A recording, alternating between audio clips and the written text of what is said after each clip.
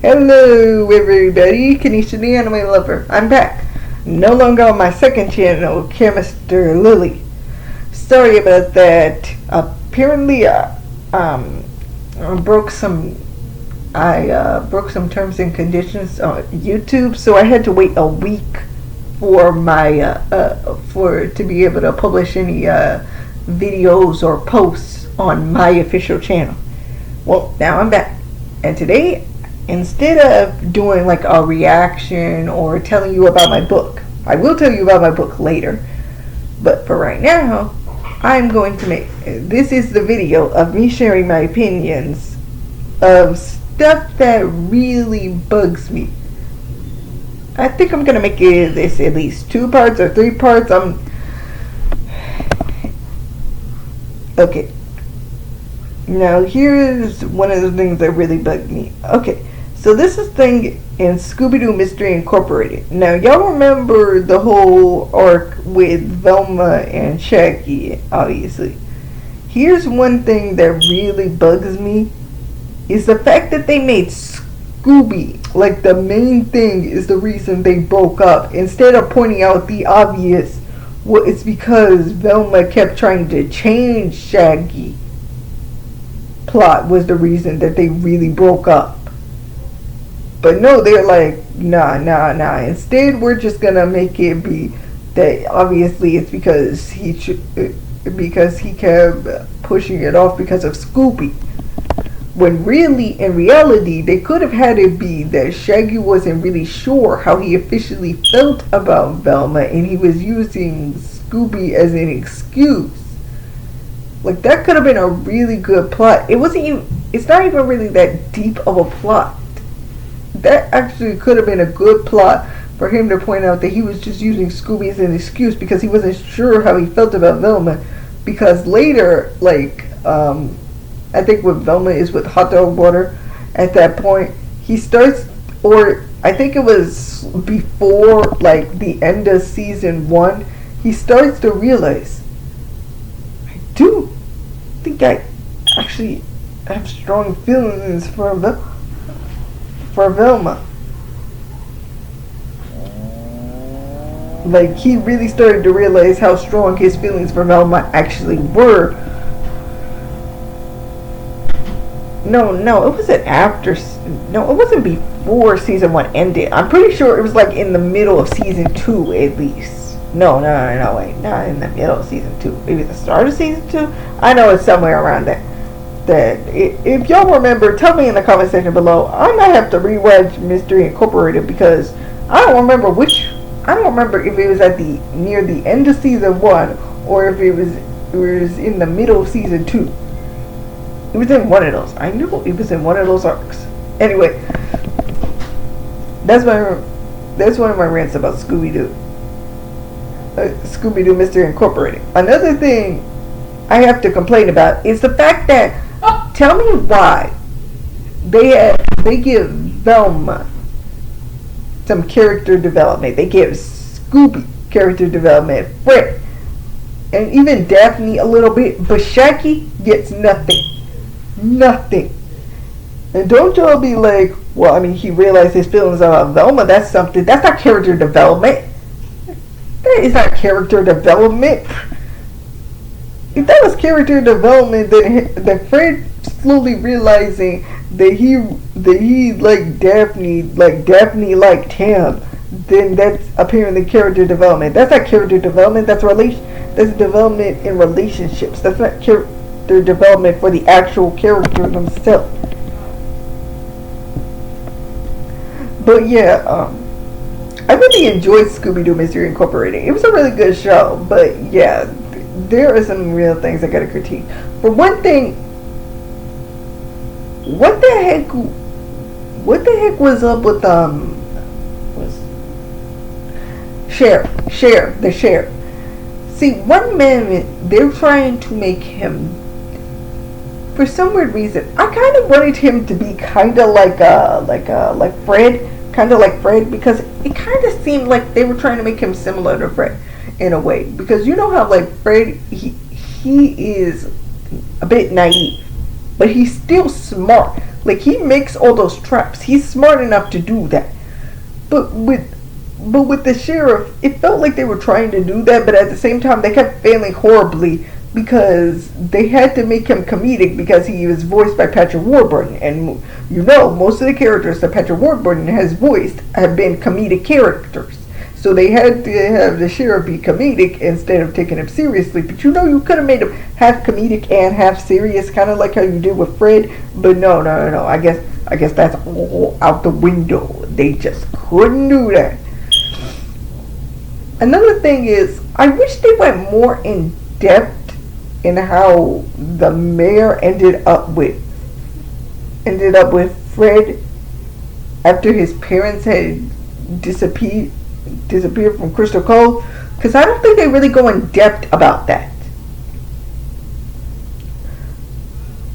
Another thing is, I wish that we had gotten longer, because I kind of wanted them to go into deeper roots into why it was always just the same type of kids and an animal sidekick. Like, they never really explain that. They just say that it's been written in the stars that these kids and Scooby were supposed to be friends and solve mysteries, because many generations there have been kids and an animal sidekick that have solved mysteries for a long time in Crystal Cove, even before Crystal Cove even became Crystal Cove. And I'm like, I mean, to a certain degree, I guess that kind of makes sense, but at the same time, how? Is it just random magic? But they're like, no, it's this entity. And then I'm like, well, why? Why does this entity want them all to be together? What's the reason? They never really give a full reason. They're just like, just because. It's just because. And I gotta tell you, that's just not a good enough reason for me. I have to have more. It feels like there should be more, you know? I mean, I'm pretty sure I'm not the first person who felt like that there should have been more in it. If there was ever, I just really wish there was a season 3, because that show, it really feels like they had it way too open-ended. They really should have just had a season 3. It just feels like there was just way too much left out.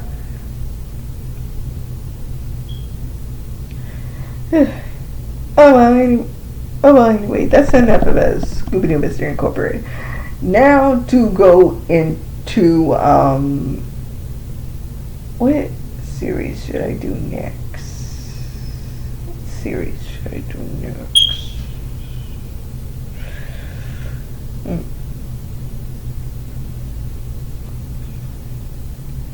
Let me, hang on, give me a minute.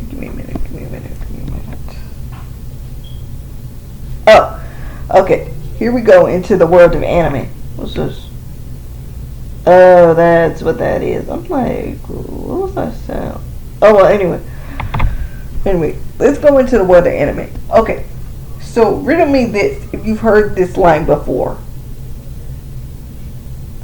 The dub is like way different from the sub. Like, so different that it doesn't even, that you can't even compare the two. And let me tell you this.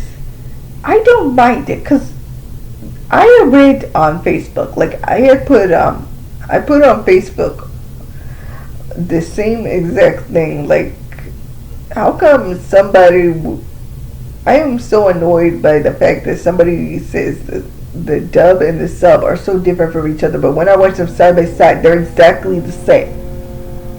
And y'all have already heard me argue that Yu-Gi-Oh! The dub version and sub version aren't that different from each other, because they're still censored to certain degrees. Now, you could say the dub obviously is more censored than the sub, but at the same time, they're both more censored from the original manga version. So as much as you want to try and argue that the 4Kids ruined the sub somehow, let's be honest, they did not ruin it that much. They really didn't.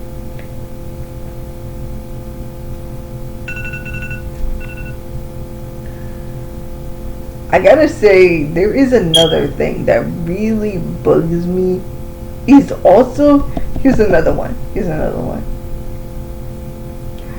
Is also, here's this. Okay, so y'all know how a show can be comedic, but in the dub version they make it seem like cartoony comedic versus just comedic with a side of seriousness. I don't know why, but many people seem to think that Orange High School Host Club is way too comedic and it can be taken seriously. And to them I say, I don't know about you, but when Tamaki revealed what was happening with his mother and everything, I was sad. And I watched the dub version, not the sub version. So if y'all think that comedy if y'all think comedy is hiding the fact of the seriousness in that, then I got news for you. Yu-Gi-Oh! Had almost the same amount of comedy as well, and I still almost cried, but I thought Joey was about to die. So, I don't know what to tell y'all people, but just because it's comedic does not mean you cannot take it seriously. That's not a good enough argument. Like, to me, that will never be a good enough argument. Y'all saying that just because it has a strong moment of comedy means you can't take it serious. Because if that were true, then why did I take,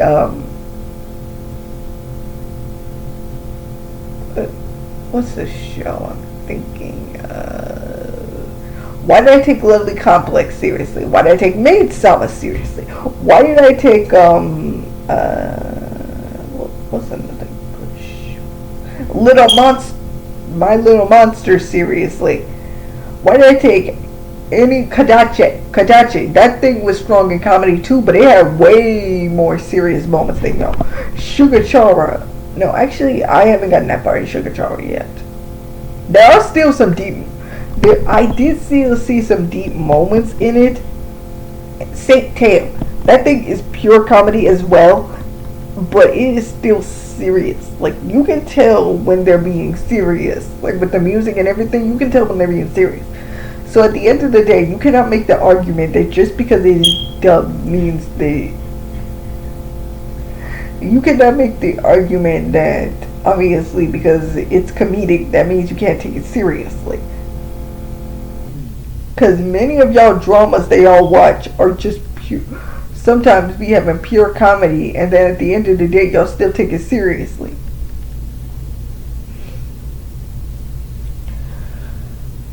What's another thing? Oh, okay. So many people. This is just me sharing something. This isn't me sharing opinions. This is me sharing something in general. Many of y'all people may not know this, but I am both a dub and sub watcher. Yeah, I know. I hate me in the comment section. But I like both dub and subs. Yes, technically, when I first started watching anime, I started with dub. But I think we all, when we first started watching anime, started with dub. Like, I think we all were into that. Now, I'm more of a sub person mostly because every time when a new anime comes out, I mostly watch the sub. Like, sometimes I will watch the dub, like with Storia. I think that's what it's called. Yeah, with Storia, I did watch the dub of that. But I also watched the sub of that because the dub was taking too long. But at the same time, I still watched it. It was still fun. It was still good. I still watched it, but guys, can we please? I know that this will not make a difference, but can we please stop hating on people who watch dubs of stuff? Cause at the end of the day, like seriously, it's not that big a deal. Like if it still gets the message around of the story, then I feel like it does not matter whether it's dubbed or whether it's subbed. Now there's some things I do agree with people like H Sing, which is HELL Sing. Y'all probably know what it is. That dub is amazing, and I just cannot watch the sub because that dub is so great. Like seriously, the voice actors in that are so good. I watched both the Yu-Gi-Oh sub and dub, and let me tell you, I know many people are probably going to be like, oh, you're just saying this because of nostalgia reasons. Please do not hurt me. I like the dub better, okay? I just hope y'all do not hate me.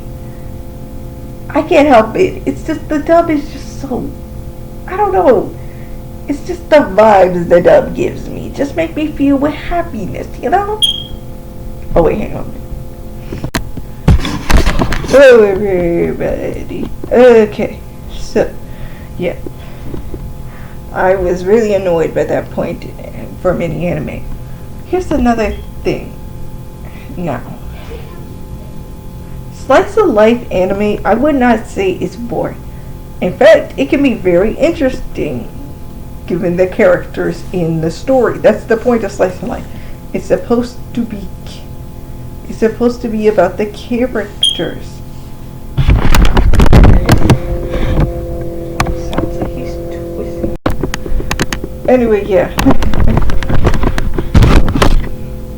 Yeah, like I said, slice of life, I wouldn't really say it's boring. I'd just say, like, it depends on the characters. Because the characters are what make the slice of life story interesting. Like with Lucky Star.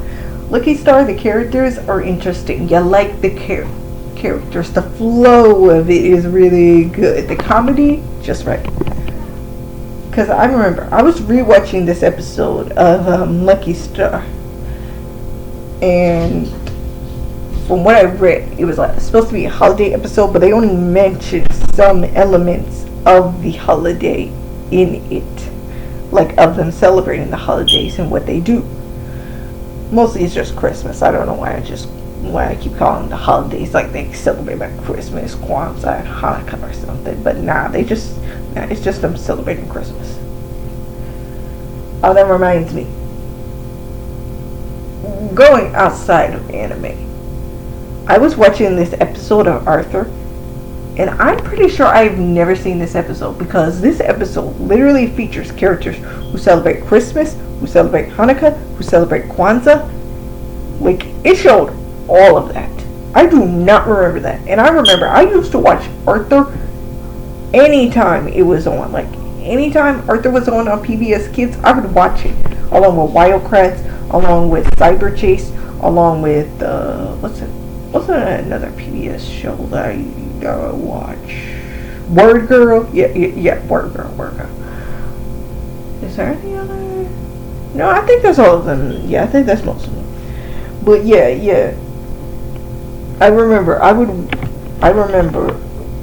watch like most of the episodes of Arthur, but I guess I watched more Word Girl and Wildcrats and Cyber Chase than I did Arthur, because apparently I've never watched a Christmas episode called Arthur's Perfect Christmas, because none of that ring a bell. Now I promise you, I could tell you which episodes of Word Girl that were my favorites back in the day. I could tell you which episodes of Cyber Chase were my favorite. I could tell you which episodes of Wildcrats are my favorite and still are my favorite to this day, because I have kept up with Wildcrats mostly. And Word Girl, man, I've been finished that. And Cyber Chase, oh, don't even get me started with Cyber Chase. Like, man. Like, I was there the first time it felt like the show had ended, and then it just randomly came back. And then I was like, oh, I guess the story isn't over. I thought it was over.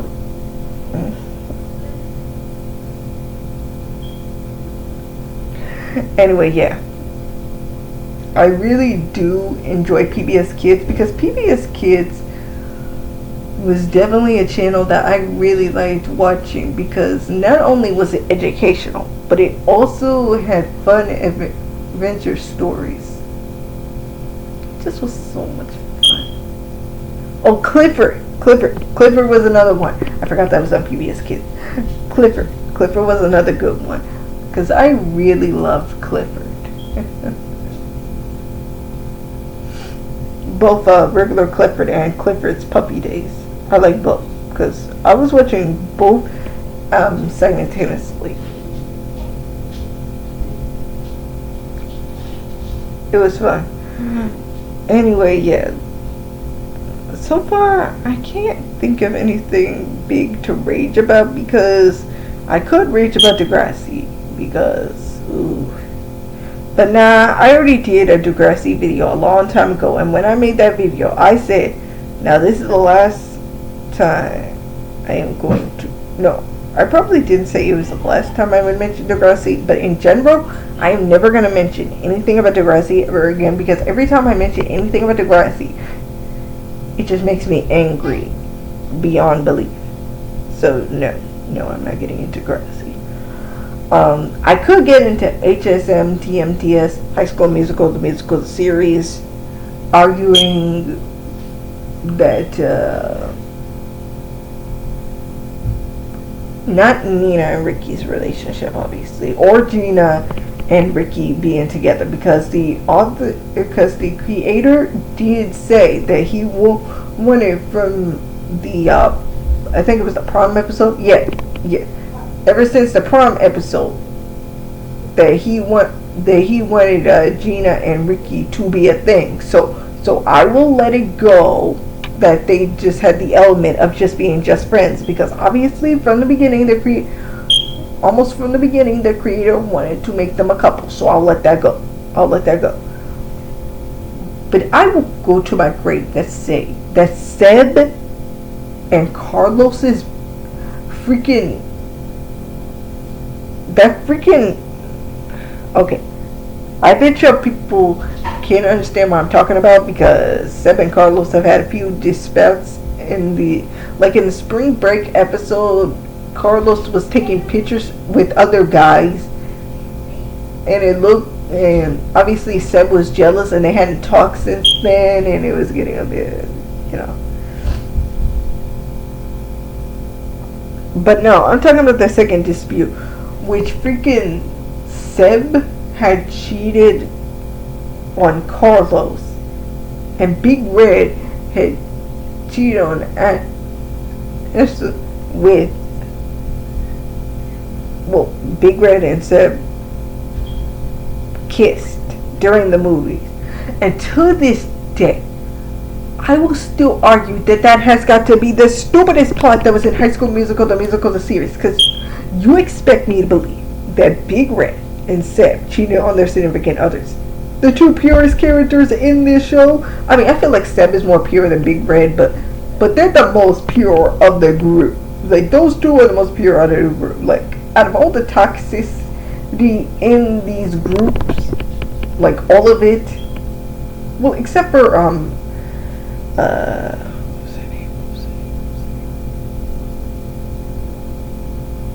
Courtney. Yeah, Courtney.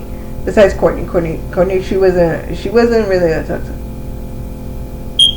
No, wait, I think I was the wrong name. Hang on, let me look at it. Cause I think I said the wrong name.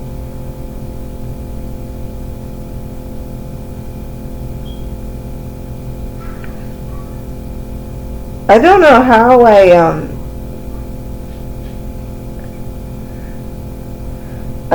I mixed that up when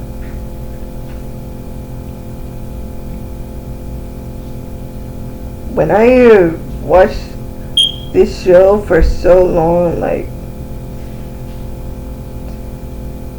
forget holiday special. I went to the wrong one. I'm so sorry, guys. Give me a sec, though. I'm going to get to it.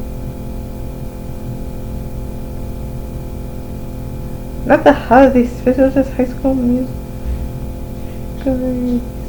the series.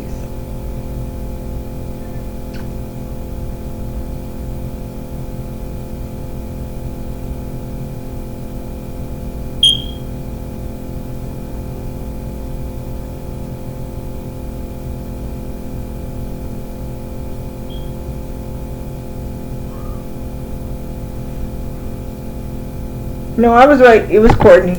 I don't know why I second guessed myself, because I rewatched High School Musical, the series, almost 3 times. I don't know why I questioned